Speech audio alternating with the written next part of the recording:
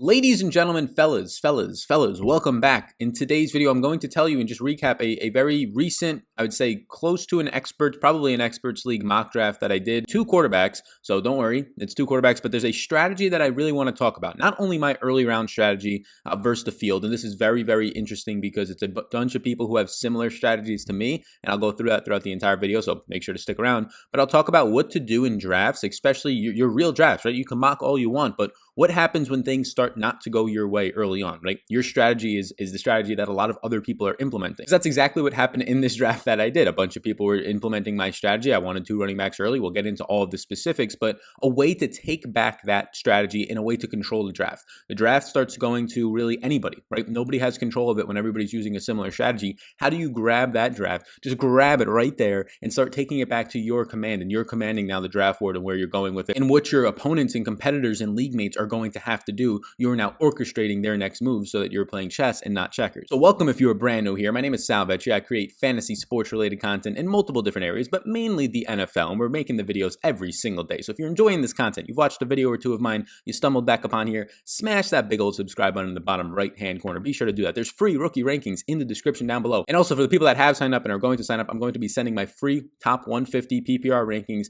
to those same exact people who have signed up for the rookie rankings. The draft guide is very, very soon going to be completed, so stick around for all those things. I'm excited for all that, but for right now, hit that subscribe button, smash that notification bell. It allows me to reach more people, so I thank you so much for doing that. Question of the day today: if you have already picked your first pick as a running back, with your second pick, are you taking another running back or a wide receiver? Forget all these specifics, right? I don't want to hear it depends. Just for your goal, what is your next pick going to be? A wide receiver, a top-end wide receiver, or a top-end running back? Let me know down below. I know that it's going to be specific based on the draft itself, but just let me know in a general sense which one that you are aiming to get. So let's start this video off by me exploring just sort of the early round strategy of myself versus the field. If you're new to my content, my strategy right now is to grab 2 running backs within my first 3 picks, and my real goal would be to get 2 running backs back to back. And honestly, I'm not opposed to taking 3 running backs in a row. You can see as the first round goes on, I'm here, Sal Vetri, my logo, easy to see me. This is a draft that I did probably about a couple of days ago.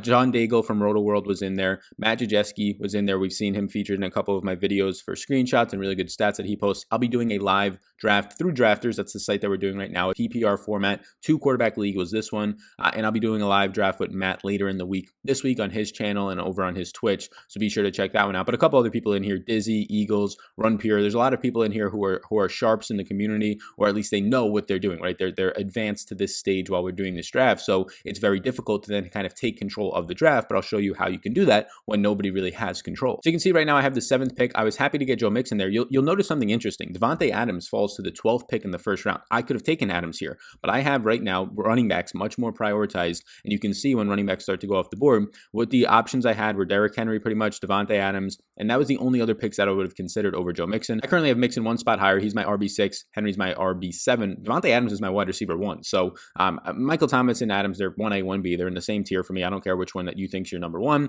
I can make arguments for both sides of it, right? But I ended up passing on a receiver here because I knew that there was going to be no running backs left on my next turn, or really by the 3rd round, because that's what's happening. And when you're in a league with a lot of smart and sophisticated people in the fantasy community, they're going to be doing the exact same thing, or at least that's what I thought. So you can see that I get Mixon, and I believe that this is a 10-man league. It's not a 12-man league, so I misspoke. But Devontae Adams and Miles Sanders go at the turn to Matt Jajeski, so that's a very good spot to get them. I get back around here, and this is where I really never want to make this decision, but I have to. I normally want to take back-to-back running backs. I have already Joe Mixon. What's left on the board is Kenyon Drake, Josh Jacobs, Nick Chubb, and Aaron Jones at running back. Nick Chubb fell so far. I end up snagging Julio Jones here. I have Julio Jones ranked right ahead of Nick Chubb in my overall top 150 at the time of recording this mock draft. And at the same time, I've been taking a lot of back-to-back running backs, so I kind of wanted to see a strategy of what happens when you take a stud receiver with a stud running back. So I could have started with Mixon and Chubb, and that would have been obviously fantastic. I could have started with Mixon and Josh Jacobs, whichever one that you wanted to. At that point, I would have been taking Chubb, but I ended up taking Julio here, and I don't go away from my strategy, right? 2 running backs in your first 3 picks, so I'm not yet broken from my strategy, but the early round strategy gets broken in my next pick. With the 27th overall pick in the 3rd round, I select Allen Robinson, who's a top 10 wide receiver for me, and I'm looking at the board, right? And I get sniped. I write down here, I have a couple of lists of spots where I get sniped, and the first spot that I get sniped pretty much is right here at pick 27 in the third round. I wanted to take a running back. My strategy is 2 running backs in your first 3 picks. That's my early round draft strategy right now. And I'm looking at the board, right? I'm looking at the board a couple picks before mine. Jonathan Taylor's still on the board. Maybe a little bit early for him. Clyde Edwards-Helaire, right? These rookies, they're starting to go in the 3rd to 5th round. Maybe a little bit early, but Todd Gurley's still there. Leonard Fournette, guys that I have some interest in. They all go off the board with 4 straight picks. So I get sniped at not one specific player, but just these running backs that I had interest in. So what's left on the board is guys like Chris Carson, Le'Veon Bell, Melvin Gordon. I'm interested in all these players for sure. But then I look and I see Allen Robinson is still there. Kenny Golladay was still on the board. These are guys that I have as top 8 wide receivers. I have Kenny Golladay as my number 8, I believe. I have Allen Robinson as my number 9 right there. In this specific draft, I was higher on Allen Robinson. So I went and I chose Allen Robinson. This is also a best ball draft. So you're trying to get ceiling performances, also consistency, of course, but the more consistency plus ceiling combos that you can get, the better. I chose Allen Robinson there. Robinson and Kenny Golladay at the time of this draft were very much a toss-up for me. Since then, I've moved up Kenny Golladay to my wide receiver 6, and I have Allen Robinson as my wide receiver 8. So what I'm hoping for now is that Chris Carson falls, because I have Chris Carson. I'm the highest on him compared to Le'Veon Bell and Melvin Gordon. So Chris Carson does not fall. Odell goes off the board, but it comes back around to my turn. And look, I've already taken 2 wide receivers. I only have 1 running back. I got to get a running back here, right? No, I end up getting Kenny Golladay because he's a top 8 wide receiver. And like I said, a top 6 wide receiver for me now. And he was somehow still left on the board in the 4th round. I mean, this league was extremely smart. 6 running backs per round went off the board in the first 3 rounds. So I'm sitting here like a sitting duck, right? I only got 1 running back, Joe Mixon. I now have 3 receivers on my team. I believe I'm the only one who has now started with a 1 running back, 3 wide receiver set. So I'm kind of in my own lane in that regard, but the draft is starting to slip away from me. So I decided to try and take control back of this draft. So with the field going heavy running backs in the first 3 rounds, that means that they're eventually going to have to load up on wide receivers. Some people always like to take tight ends. You saw Travis Kelce go to John Daigle from Roto World at the 9th pick in the 1st round overall. That makes more sense in best ball formats because if you can win your position each week, you're advancing very highly. So I decided in my head to go, you know what, I'm just going to win my position. If I'm going to be kind of duking it out with a bunch of people with an RB1 and Joe Mixon, and then a bunch of RB2s that they probably have a better RB2 than me at this point. I mean, you have guys like Eagles having Nick Chubb and Saquon. You have DG Cooper, the first pick in the draft with McCaffrey and Aaron Jones. My RB2 at this point in the 4th round of Le'Veon Bell or DeAndre Swift is likely not going to beat out theirs in a consistent manner, but my wide receiver 3s and my wide receiver 4s are going to beat out their top wide receivers in a lot of weeks if I indeed take a strategy to just draft a ton of wide receivers. So that's exactly what I do. So I start with Joe Mixon and 3 wide receivers, and the turn comes back around, and I'm looking at the board, and I see David Montgomery, I see James Conner, and then just a bunch of dusty old running backs. I'm not high on James Conner. I'm starting to warm up to David Montgomery, but I see Stephon Diggs there. I wanted Robert Woods. He goes to pick before me. That was the 2nd spot in this draft that I ended up getting sniped, but I ended up going to Stephon Diggs, and now in my first 5 picks, I got 4 receivers and 1 running back. So that is not my strategy usually at all, but let me explain to you why I did it. And I kind of already hinted at it, but I did it because the board was getting out of control and nobody really had control of this draft. Taking 4 wide receivers in a row is a move that nobody had done in this draft, and nobody really ended up instituting it until Dizzy did from the 7th to 11th rounds, where he took 5 wide receivers in a row. The ability to take 4 wide receivers in a row ends up making it so that I don't need wide receivers for a while now.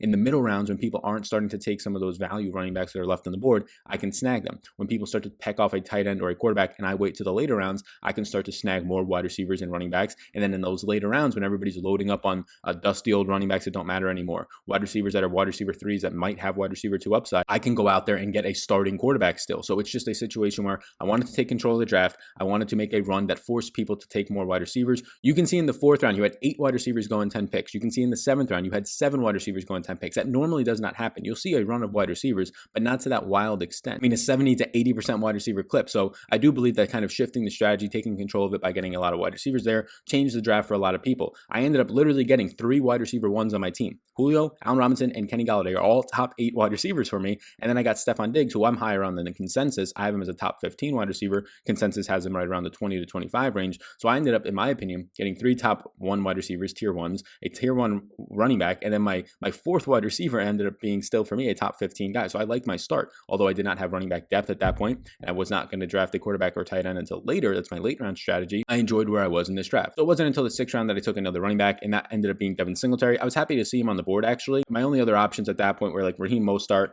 Kerryon Johnsons, the Keyshawn Vaughns, all those guys. So it was very easily a Devin Singletary choice for me. I'm much lower on Devin Singletary than most people, but getting him in the 6th round as your RB2, when you already have a clear set of wide receivers, this was a 3 wide receiver league, and you have a clear set flex option, likely with Stephon Diggs or Golladay or whoever it is, I feel okay having Devin Singletary as my RB2. This league was pretty smart, not taking quarterbacks or tight ends all that early, but still, I mean, starting in round 1 and 2, you saw Kittle and Kelce go because of the best ball format, and then you started to see quarterbacks go starting in round 4. from round 4 on, at least one quarterback and one tight end started to get taken in pretty much every single round. And what I saw this as was that I would have the ability then, in probably the 10th to 12 rounds, to still land a starting quarterback and a starting tight end, and maybe multiple of them, because there's only 10 people in this draft, and if every single round starting at round 4 people are taking them, they're likely not going to be taking their backups in round 10 and 11. They'll wait till the final rounds of the draft to start to take their backups. So I'll start to scroll now to where the top of the board is going to be round 6 for me, where my last pick was Devin Singletary, and now it starts to get to a situation where I kind of know, based on the way that the board is going, and you have to read the room, without a doubt. You have to be able to read your draft room.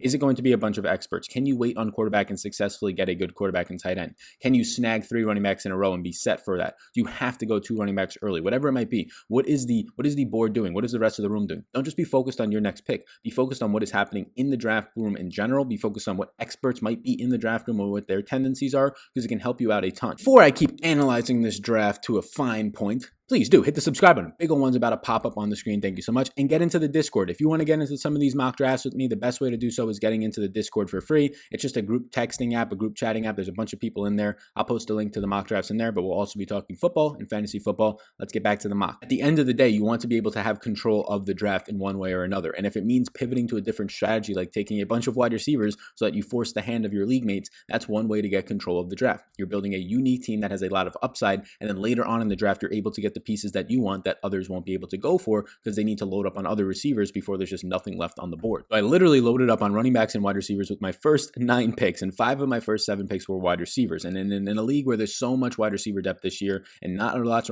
of running backs, that's a bold strategy, but it was just a pivot point that I felt I had to make. So it wasn't until the 10th round where I was able to take Hayden Hurst. And like I said, no real tight ends started to come off the board. There was only 6 tight ends, I believe, coming off the board before the 9th round. But then tight ends started to fly off the board pretty quickly. I got ahead of the pool by getting Hayden Hurst at pick 94 overall in the 10th round. I took him ahead of guys like Jared Cook, Austin Hooper, Hunter Henry, Mike Gesicki. I have Hayden Hurst much higher. He's my tight end 8 for this season. He's right behind Tyler Higbee, who went off the board a couple of picks before him. So I was happy with getting Hayden Hurst at that point. And then I was able to just absolutely crush it with the best ball format in terms of stacking my team. I got Julio Jones with my 2nd pick. I got Hayden Hurst with my 10th pick, both from Atlanta. And then Matt Ryan was able to fall to me in the 11th round overall at pick 107. So I have a stack. And if you're not familiar with stacking, it just means getting players from the same team, a quarterback plus a couple of pass catchers, because if that team in general just does well that year, if Matt Ryan throws for 5,000 yards this year, you better believe that Hayden Hurst, you better believe that Julio Jones, barring injury, are going to have really strong seasons. If Matty Ice is going for 35 touchdowns and 4,500 to 5,000 yards, those guys are going to benefit from it without question. They are 2 of the top 3 receiving options on their team, Julio likely being number 1, Hayden Hurst 3 behind Calvin Ridley is how I would have it right now. But that just means that you have to get less right in general. So if one player goes off, it likely means 3 are going off. You're correlating their outcomes, right? Instead of having to hope that 3 one-off players from different teams are going off. It's just easier to get things right. It's easier to then win at that point. It is called correlation. A couple of rounds pass, I snag guys that I'm very high on in terms of Anthony Miller in the 12th round. I get Justin Jefferson, the rookie wide receiver. He's my highest ranked rookie wide receiver. I end up getting him in the 13th round. I believe other rookies like Jerry Jeudy already came off the board before I took Jefferson. I'm currently highest on Justin Jefferson out of all the rookies in terms of PPR rankings. And then Matthew Stafford I get in the 14th round. And oof, oh baby, I felt good about this one because I got Kenny Golladay, right? I somehow got Kenny Golladay with my 4th pick. He's honestly a borderline 2nd or 3rd round pick for me. And then I'm able to correlate him with Matthew Stafford. And I literally got Matthew Stafford in the 14th round. I have Matthew Stafford as my 12th ranked quarterback right now. I have Matt Ryan as a top 10 quarterback. So I got 2 top 12 quarterbacks starting in round 11 by round 14. That's why you can wait on quarterbacks, whatever the league is. This was a sharp league, so everybody started to wait on quarterbacks. Like there was only 2 quarterbacks off the board until I think it was round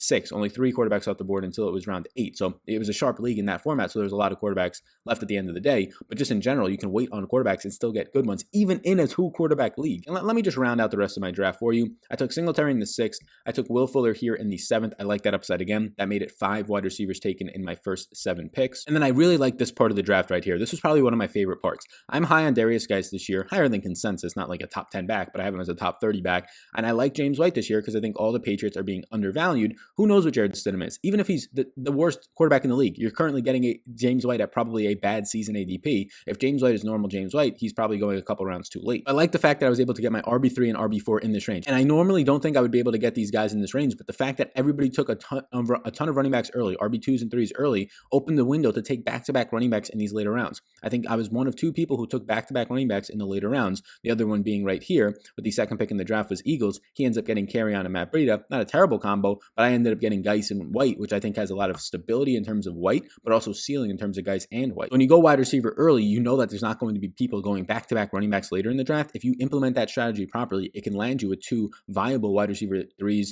and wide receiver 4s that have the upside in Geis's favor to be our RB1, and both of them definitely have RB2 upside. I get Hurst in the 10th round, and then I end up getting my quarterbacks. We talked about Anthony Miller and Jefferson. I finished out my draft by going Joshua Kelly, Jay Sternberger, Anthony McFarland, and then I get Antonio Brown. Why not take Antonio Brown in the 18th round, right? If he ends up signing with a team, he's then a borderline like wide receiver 2 to 3 instantly for you, and he's probably a top 10 round pick instead of being an 18th round pick. So I think that's something that's interesting to do just later in your draft. Take flyers on these guys, because literally a report could come out today that Antonio Brown signs with the Packers and he basically becomes a top 25 wide receiver overnight. So where I went wrong overall, so I think that in the second round you can argue that I shouldn't have taken Julio here and I should have just pushed the button on Nick Chubb. I have Julio as my wide receiver 3 right now. I have Nick Chubb as my like running back 8 or 9, I believe. So like in terms of rankings by position, Julio is no brainer. In terms of positional scarcity, I believe that Nick Chubb, even Kenyon Drake or Josh Jacobs, there's an argument for them. But we went Julio. We tried to see what that strategy was, and it allowed me to open up a new perspective of what happens when you just take a bunch of wide receivers in a row. And then the obvious one was just getting Devin Singletary in the 6th round as my RB2, when I clearly could have had Nick Chubb as my RB2 looking back on it. And then like the downside to that is I still get Allen Robinson, Kenny Golladay, and Stephon Diggs.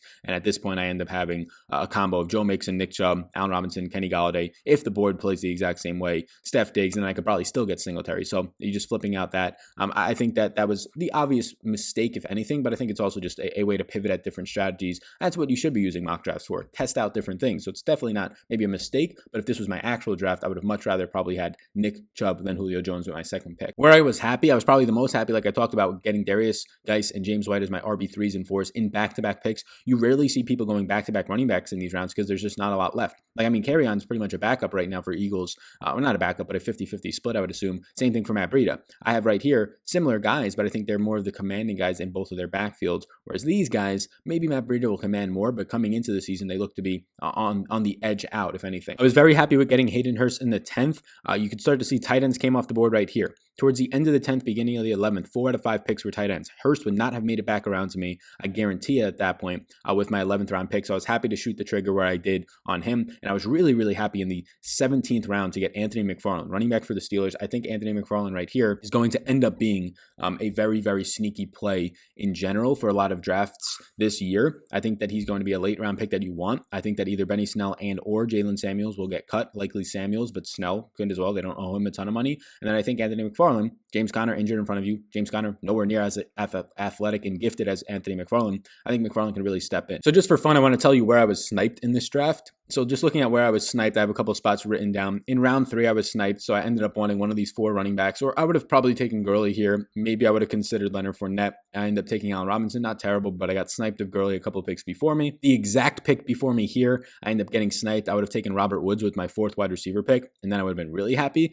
I ended up getting Steph Diggs instead. And then my final spot where I was sniped, it wasn't really a full-on snipe, but it's a spot worth mentioning for this recap video. I already had my starting tight end. I'm very high on Chris Herndon. If he just is healthy and not suspended this year, he should do really good things in that Jets offense, where they really don't have a wide receiver 1. Like Crowder in the slots, they're wide receiver 1, but that opens up a lot of potential. That means, especially in the red zone, where Crowder saw 30% targets for the bigger-bodied Chris Herndon. And I knew Matt Jajeski was very interested in him, but I was hoping he wouldn't take him with that pick in the 15th round, given that he just took Ian Thomas a round and a half before. But he does 4 picks before me take Chris Herndon, which then forces me in the 16th round to take Jay Sternberger, who is the Packers tight end, and I like Sternberger. I have upside there. It's the hidden commodities that I like the most in these late round picks. Like I could have taken a backup tight end, like OJ Howard goes off the board, or whoever is on the board at that point, Greg Olsen, whoever ended up being left. But why not take the guy who has upside? You know what you're getting out of Greg Olsen, OJ Howard, right?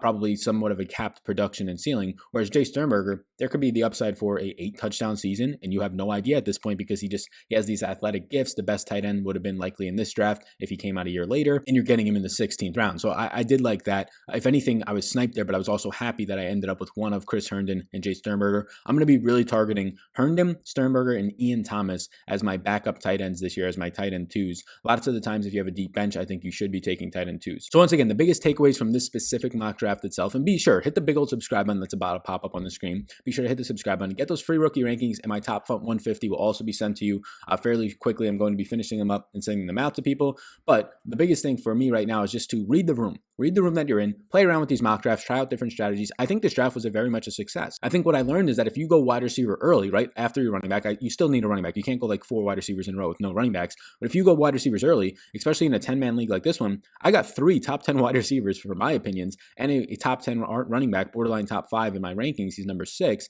I got those in my first 4 picks. It allowed me to then take 3 running backs out of my 4 picks from round 6 through 9. In those 4 picks, I was able to take 3 running backs, which nobody else in this entire draft did. Start to command the draft board. You start to change the way that the draft is going. You get a bunch of wide receivers in a row. Nobody's doing that, which then means that there's openness now because people start taking a ton of wide receivers, 70% wide receivers in round 7, 80% wide receivers in round 4. You don't need wide receivers anymore. It leaves you able to take up and soak up these mid-round running back options. I think right here, Cam Akers went at pick 73. I might have taken Akers over Darius Geis at that point. He's going to pick before me. I don't know if it was a snipe though, because I don't think I was thinking about it in the time. But I really like this idea of, I still think RBs in your first 2 out of 3 picks or 3 RBs in a row is the way to go. But if you don't end up getting there because Julio falls to you, and then you have 2 more top 10 receivers on the board, and you just want to go after those top end wide receivers, I'm all for it, especially in best ball, because then you still have this opportunity down here when nobody else is drafting 2 to 3 running backs in a row. Take 3 out of 4 picks. You get to soak up that mid-round running back value, because after that, it's all backups. It literally becomes all backups.